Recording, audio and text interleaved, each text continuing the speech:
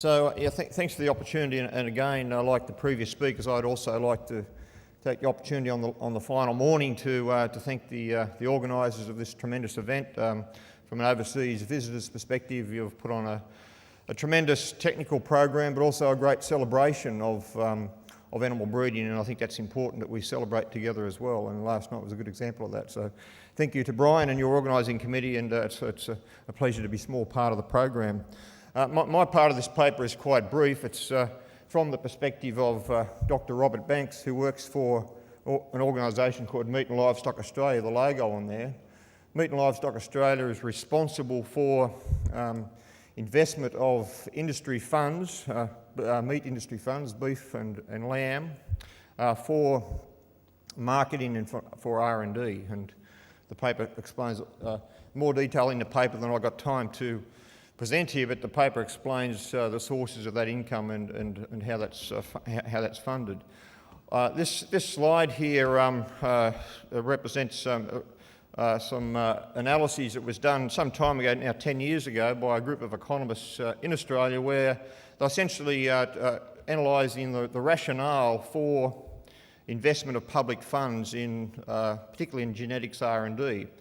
And as the split up there shows, the results of that study showed that approximately 2/3 of the benefit of investment in research dollars in Australia on genetics research has actually accrued benefits to the consumer end of the value chain, and approximately 1/3 to the producer end. So that provides strong rationale for this organisation, Meat and Livestock Australia, that invests industry as well as government funding, strong rationale to actually continue that investment of public funding. So I guess that's good news from an industry perspective, that there is some strong economic rationale why public funding should be directed towards genetics R&D. The slides here, there are a lot of words there, and I'll just try and summarise them for you. Again, this is from the perspective of Dr. Banks, not necessarily, they're not necessarily my words, but I certainly would agree with them. First of all, the first point is, I guess, that it's argued that given that the consumer end of the value chain does benefit significantly from R&D investment in genetic improvement, that, as I said, provides strong rationale for continuing that large public investment in R&D, and in fact the taxpayer or the public or the government should in fact continue to support investment in genetic technology, genetic improvement technology. The second point that Robert makes is that this is actually required because typically a beef supply chain has got very poor transmission of market signals back to the decision makers in relation to genetic improvement. So, for example, if we want to make genetic improvement in meat quality traits or eating experience traits in beef, for example, the decision makers need to be the seed stock breeders, and those seed stock breeders will only do that if there is some sort of price incentive from their customers, who are commercial producers or suckler herds in this country, for example. If there's some financial incentive for them to provide improved genetics for meat quality, and of course, unless there are transmissions in the value chain back to those suckler herds for improved meat quality, they're not going to provide those premiums to the seed stock producers. So that poor transmission of price signals is almost universal throughout the world. It's certainly the case in Australia, and again, that's another reason why, unless there is public investment in genetic improvement, it's very unlikely that the industry sectors alone will be willing to put sufficient funding into genetic improvement. Just a few details on how R&D is funded in Australia. Producers are charged a transaction levy when livestock are sold. That transaction levy is spent on marketing, primarily on marketing, but a component to R&D. And our federal government, through their innovation incentives programs, also provide matching funds for those levies up to a certain limit for different industries. It's not just for the livestock industries, it's across all agricultural sectors, for example. And this investment, the combined levy funds plus the government matching of those funds, has provided approximately $12 million per annum investment for beef genetic improvement over the last 10 years. So that's been a great source, I suppose, for investment in genetic improvement. The work that MLA, Rob Banks and his colleagues have done has certainly shown that there's been tremendous benefits. The cost-benefit analysis they've done on that investment has been very attractive. Again, because of the industry structures, improvements we can make through genetics is also dispersed across the whole value chain, as explained a moment ago, and of course those benefits accrue up to be quite significant returns on investment.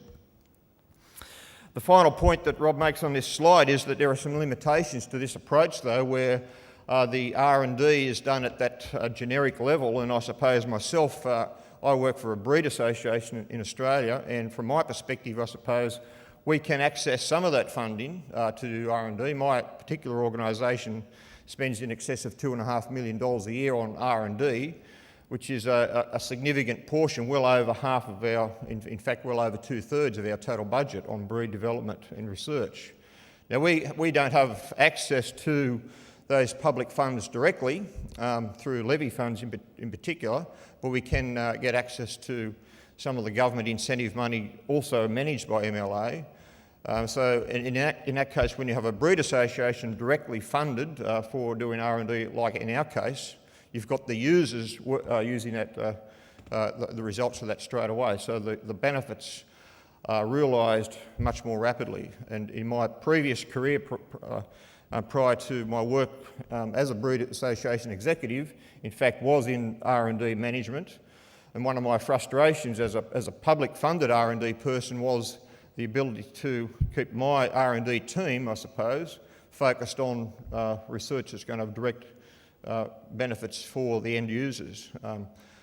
So I think that in terms of the theme of this discussion this morning of organisation of R&D, of genetic improvement, I think we also need to think of the organisation of where funds are allocated for expenditure for R&D, and organisations like breed associations, as Dr. Rickard has explained, have got in some cases significant funds that they're willing to invest in R&D.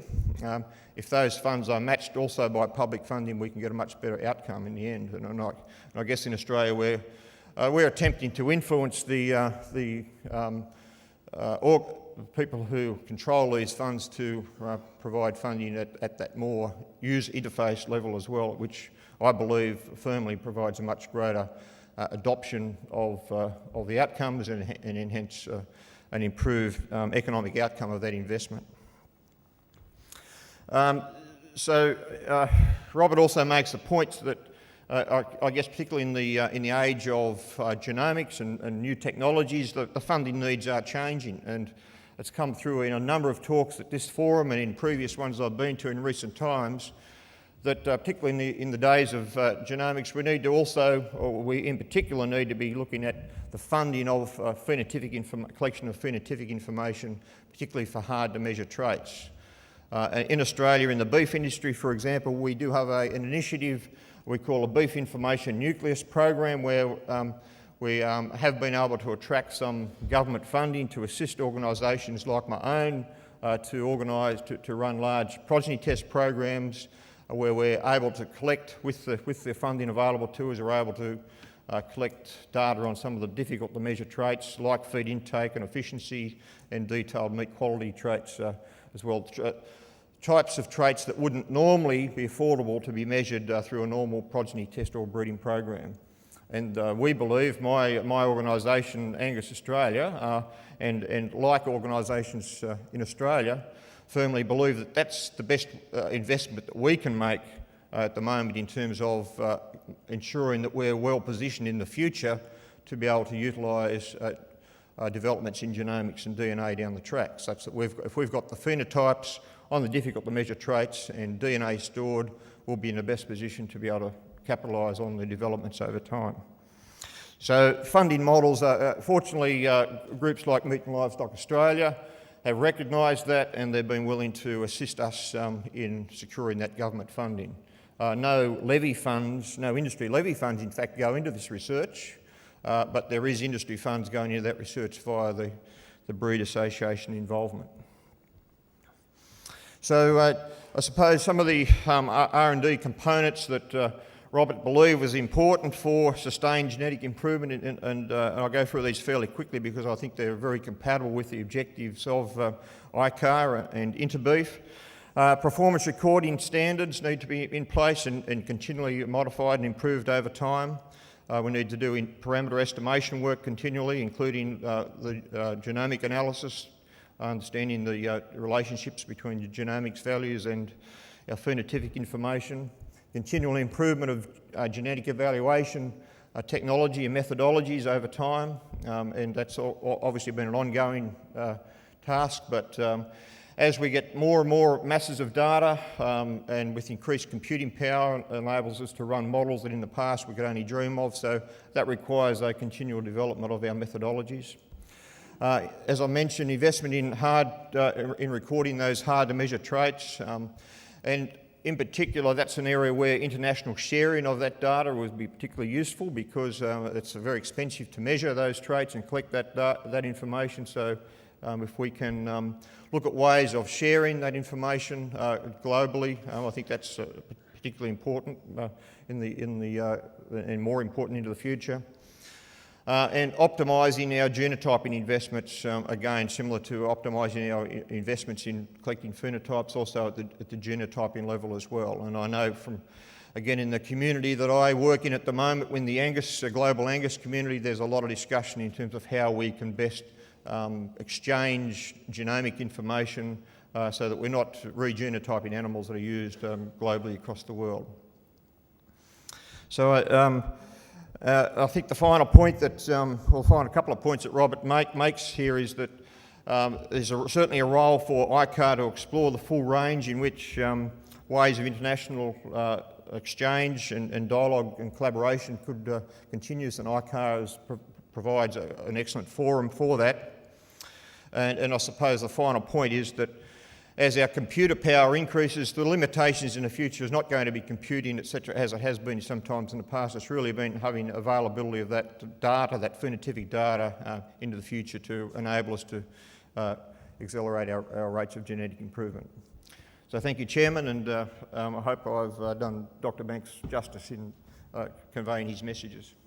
Thank you very much.